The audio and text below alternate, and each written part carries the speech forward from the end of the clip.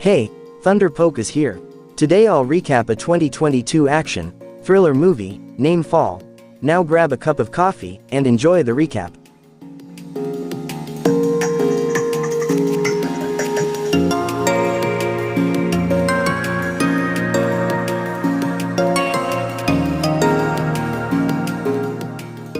The movie begins with three adrenaline junkies, or you can say climber, climbing a large rock wall. They are Becky Connor, her husband Dan Connor, and her best friend Shiloh Hunter. During the climb, Becky has to leap from her side over to Dan, who catches her. As Dan continues his way up, he is startled by a bat flying out of its hole, and he loses his footing. Dan hangs on and tries to climb back up, but his harness comes loose, and he falls to his death. Nearly a year later, Becky has become an alcoholic and hasn't moved on from Dan's death. She has also avoided contact with her father, James Connor, ever since he told her that she shouldn't have to keep mourning Dan, because if he was alive, he might not be happy seeing Becky live like this, and he would not be doing the same if it were Becky who died that day. Becky later goes home from a bar, and prepares to commit suicide by overdosing, but then when she suddenly gets a call from Hunter. She shows up at Becky's apartment to comfort her, as well as to propose that they climb a TV tower that is over 2,000 feet high.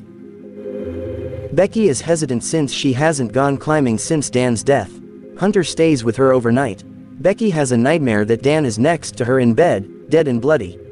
When she wakes up, she tells Hunter that she remembers words that Dan told her about not being scared to live, so she agrees to go with her to the tower. Hunter drives the two out to an area close to the tower. They stop at a diner for food where Hunter helps Becky charge her phone by using a lamp as an outlet to plug in. They then stay at a motel for the night before their big climb. The girls drive out toward the tower but cannot go further than the gate, leaving them to walk there. There, they find vultures picking off the body of a barely alive coyote, and the girls shoo the vultures away. Once they arrive, Becky almost backs out due to nerves, but Hunter convinces her to keep going. They begin their climb and stop after 1,000 feet where they observe the view so far, and Hunter comments that they have passed the height of the Eiffel Tower. As they get further up, they have to climb another 200 feet on an exterior ladder, which is rusted and rickety. Several bolts come loose as Hunter messes around while trying to climb up. The two finally make it to the top and admire the view. Hunter takes videos for her social media page and uses a drone to fly out around the area. Hunter then decides to take pics while hanging over the edge and convinces a reluctant Becky to do the same. Becky also uses the opportunity to spread Dan's ashes from the top, which makes Hunter emotional. When the girls decide to start climbing back down, Becky goes first and makes it to the part of the ladder where two bolts fell off. The ladder breaks loose, causing Becky to drop their bag with the drone and their water onto a satellite down below. Hunter manages to pull Becky back up using their harness, but the ladder to climb back down is completely destroyed. Becky also gets a large cut on her leg, but Hunter makes a tourniquet for it.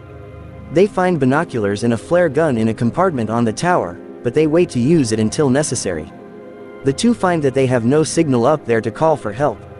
They think the sound of the ladder crashing might attract attention, but 5 hours pass, and nobody has called for help. With the binoculars, they see a trailer parked up ahead near the gate. Hunter tries to lower her phone to get out a message for help by trying to have the message sent out in a reception area. She lowers it as far as it can go and tries to go lower, but it's no use. They decide to try and drop the phone by putting it in Hunter's shoe, and patting it with hers and Becky's socks, plus Hunter's sports bra, so that it doesn't break when it hits the ground. Unfortunately, that's exactly what happens. One of the men from the trailer walks his dog near the site, and the dog finds Hunter's shoe and the broken phone. The girls spot them and try to get their attention by throwing Becky's shoes, but to no avail. They see that the man joins his friend to grill food, and the girls decide to wait until it's dark enough to get their attention with the flare gun. Once the sun goes down, they make their attempt and shine the light from Becky's phone to draw attention to themselves. However, while the two men do see the girls, they also see Hunter's car and drive the trailer over there to steal it. The girls start to get dehydrated and hungry overnight. Becky watches a video from her and Dan's wedding but notices Hunter looking sullen in the background. She also spots a tattoo on Hunter's foot that says 143, which is something that Dan would say because he would never actually tell Becky, "I love you," back to her, instead just tapping the number of letters in each word. Hunter comes clean and admits that she and Dan had an affair that carried on for 4 months after they got drunk, and Dan made the first move. Hunter says she broke it off because even though she had fallen in love with Dan, she loved Becky even more. The following morning, Becky notes that it has been 24 hours since they dropped Hunter's phone, forcing them to acknowledge that the phone is broken. Hunter then says that she can climb down to the satellite and get their bag to reach their supplies. She uses the harness to lower herself. She climbs back through the harness and manages to jump onto the satellite. After having some water, Hunter uses her selfie stick to hook the bag onto the harness, and then use it to help herself climb back up.